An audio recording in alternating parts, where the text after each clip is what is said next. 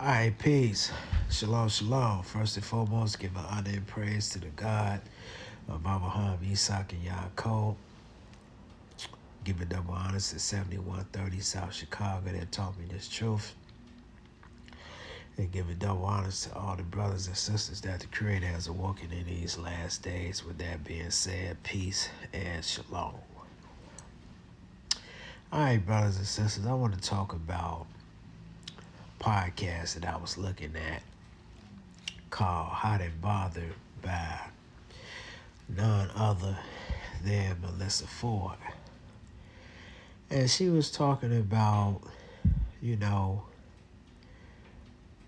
relationships, like her past relationships and her upbringing, which I believe that kind of shaped and molded the mentality that she has today in regards to children, relationships, marriage, and things of this nature. So I'm not trying to make the video this long. I was gonna use some scriptures, but I'm gonna just do it off the dome today. But Malyssa Ford grew up as the youngest of 11 children. And she grew up in Canada. And she grew up as the only child in a two-parent household. But her father had 10 other kids by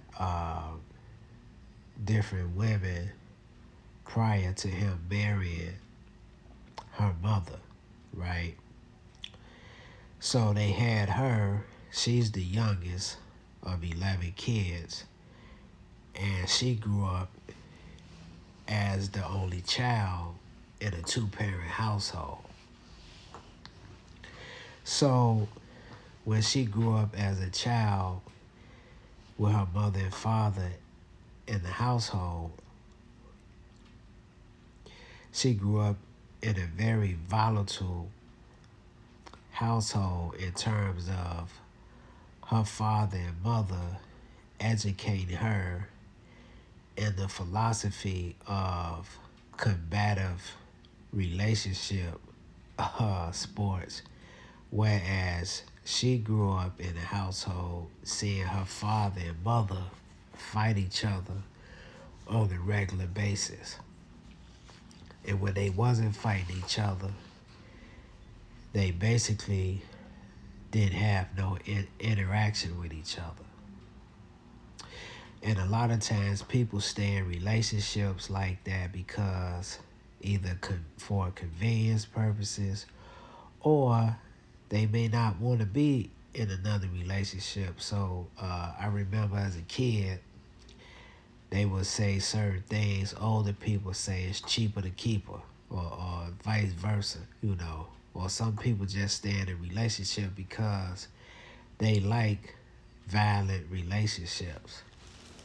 But a lot of times we're very selfish, and we're not paying attention to the children that's being affected by this, right? So this is how she grew up. So how she grew up as a child really shaped and molded her into who we looking at today. And see, she tried to be in a relationship with a man, but because she has what you would call a very flawed view of what a man is, majority of the men that she picked was quote unquote thuggish in behavior, or they would have a thuggish type of look to them, because she describes her first male friend, and she said that he was like 6'1", 6'2", 242 pounds, or raw muscle. And he was an athlete. I think he played basketball or something like that. So she got lullabied to sleep by his appearance. But because she was brought up in a broken household, she don't know how to properly vet a man. But let's go back to the beginning before we even get here. The man that she had, see, she was in a 5-year relationship when she was living in Canada. This is when she got older. She was in a 5-year relationship and she didn't want to be in a relationship. And one thing that kind of tripped me out with men and women, we don't want to accept accountability for a lot of the things that we're doing, right? Now, in the beginning of the her story, because she was triggered by a Republican that says that the world is basically being reduced to women not wanting to have kids and basically putting their career over marriage, and now they old and they what you would call cat moms and stuff like that. So her counter thing is to come on here and talk about why women are basically cat moms, right? So she going into her life story, her experiences, and what she has dealt with dealing with men and stuff like that in relationships. Now, she was in a 5-year relationship with a guy and he wanted to marry her, but she didn't want to be in a relationship with him, and she admitted that in a relationship she cheated on him on countless occasions, right?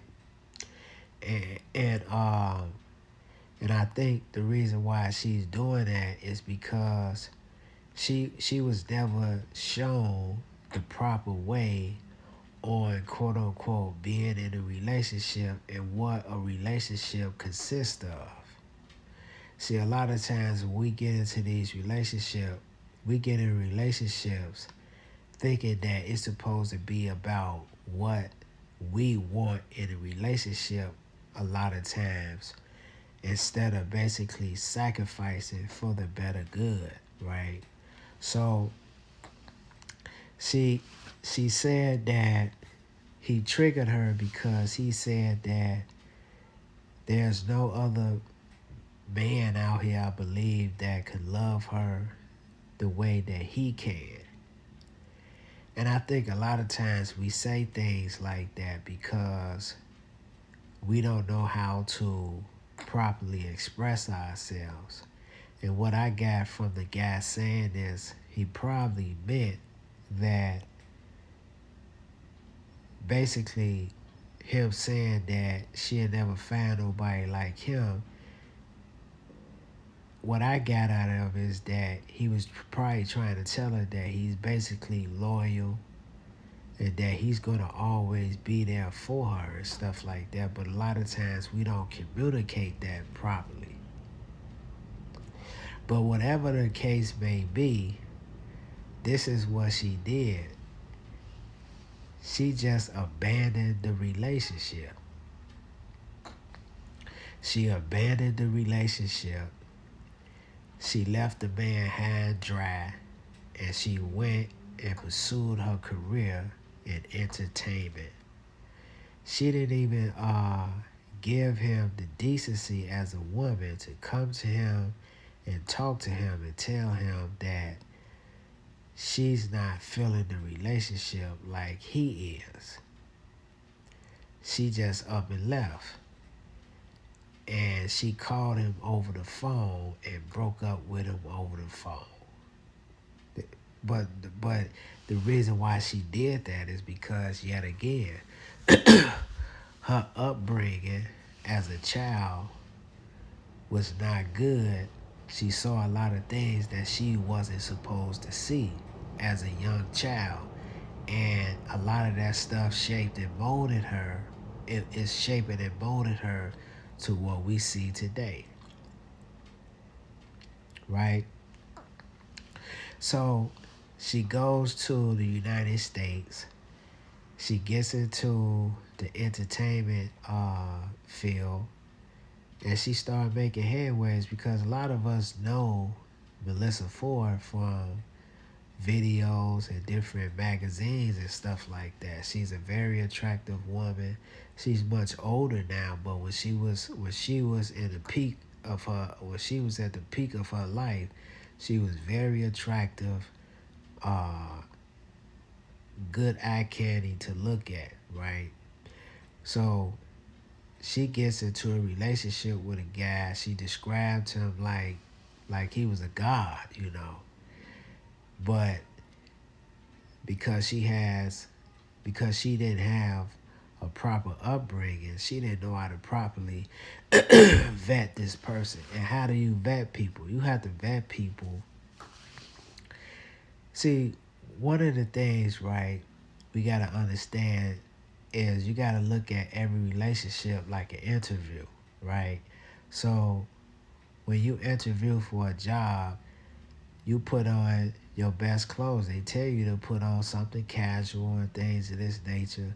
Then you go on the interview. You tell the people what they want to hear, right? But a lot of times people, they tell you what they want to hear, but when they start the job, they can't do it, or they don't want to do it. They just there for a paycheck, right? So same thing with the guy. He told her he swooped her up off her feet. He did a lot of things for her, but he was very verbally abusive to her. But once she found out about that, it was too late. And a lot of times when we get into these relationships, we're not mentally strong, right? A lot of us have insecurities. So when we get into these relationships, it's very difficult for us to leave the relationship is because we can't see ourselves without these people, right? And that is an appetite for that is an appetite for disaster. You know what I'm saying? So what I mean by it's too late, she can't leave this person, is because she thinks that she can't find nobody other than him. She don't want to start over. So she goes through the abuse situation for a couple of years and then she leaves the guy. But when she leaves this guy, she don't understand that she's broken from this relationship. She's already broken. She was already broken when she was a young child. It's because she saw her teachers, which is her parents, they was unable to teach her properly. First of all, her father had 10 kids all over the place, right? This is the first flaw in teaching the child, right? Then he turn around have her, and then he brings her into an environment that is unhealthy because he doesn't know how to properly be the man in the relationship, and the mother don't know how to properly be the woman in a relationship also. So what's going on? They're in a volatile relationship, and then they had kids, and their kids make poor decisions is because they watch their parents make poor decisions, and they think the poor decisions that their parents are making is what? That they're decisions that they supposed to be making.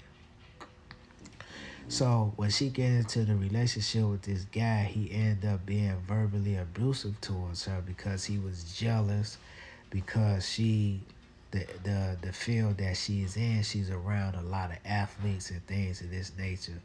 So because he's insecure, he would take a lot of his insecurities out on her, right? So she gets into another relationship. She's messing with an ex-NFL slash CFL football player, I believe. You can quote me if I'm wrong, but I think he was a football player. She's dealing with him, and he pretty much let her do what she want to do, right?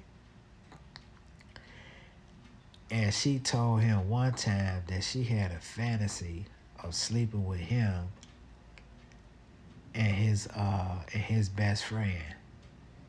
And because he was so enamored with her, he just laughed, and they had a good relationship, right?